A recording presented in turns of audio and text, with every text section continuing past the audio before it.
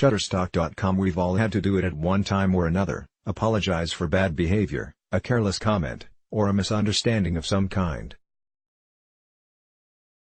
Apologizing can be very difficult and, for some, it can seem nearly impossible, but saying "I'm sorry" when you are in the wrong is crucial for many reasons when it comes to maintaining relationships.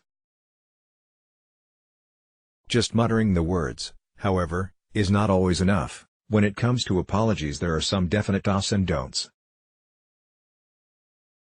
The way you say it, the tone you use, your phrasing, and your follow-up are all big parts of an apology that make a difference. A true apology is different than just saying sorry, and it can often feel pretty uncomfortable. That's one of the reasons many of us do it so rarely and poorly, and therefore never really make amends for the things we have done wrong, whether those things were intentional or not. When you should apologize seems straightforward, right? You apologize when you have done something wrong or hurt someone. While that is in essence true, it's not always that black and white. There is a big difference between apologizing because you have done something hurtful or wrong, and apologizing because someone is upset and blaming you for their feelings. So the first step in a true and sincere apology is to determine if you really have something to apologize for. If you find yourself apologizing just to appease someone or because they are demanding it, you are allowing yourself to be manipulated. For instance, the husband who throws a fit because his clothes are folded wrong in his mind doesn't really need an apology, and demanding his wife show remorse for this and apologize for displeasing him is controlling and manipulative. If, however, a wife spills bleach on her husband's favorite shirt and ruins it, or vice versa, an apology would be in order. How you should apologize. People often confuse saying sorry with apologizing.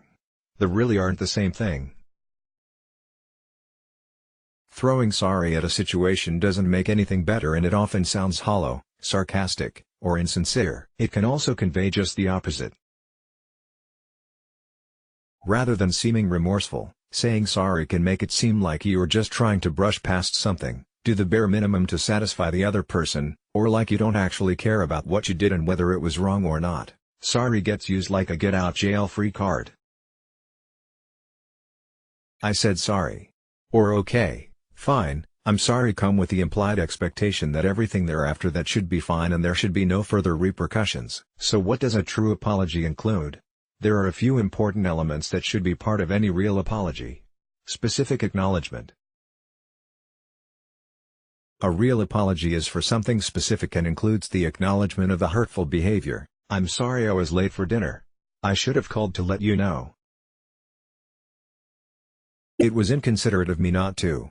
Acknowledging that you did something wrong shows respect for the person you hurt and that you understand where your actions went wrong. Using the words, "I was wrong" can be very helpful here as well. Take responsibility. If you have caused pain or a problem, taking responsibility for your actions allows the person you wronged to feel respected and believe your sincerity. I know you spent a lot of time cooking, and my being late without calling caused things to be ruined and wasted. Plan for action.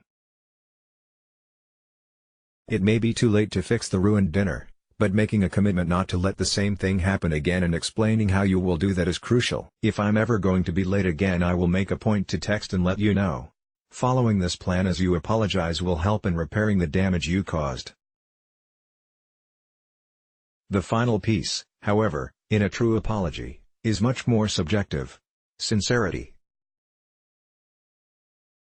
A true apology is sincere, and conveying this has as much to do with your tone and mannerisms as it does with the words you use. Your sincerity is ultimately proven by your future actions.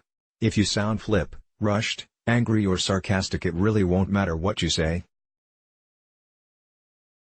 Your tone will say it all, and the message will be that you don't really mean what you're saying. So when apologizing, be sure you look a person in the eye and use a caring tone that provides depth and meaning to your words.